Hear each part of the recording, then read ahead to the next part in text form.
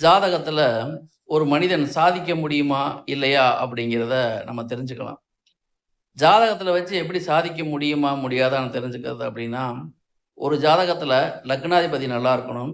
3ஆம் அதிபதி நல்லா இருக்கணும். 11ஆம் அதிபதி நல்லா இருக்கணும். லக்னாதிபதி, 3ஆம் அதிபதி, 11ஆம் அதிபதி.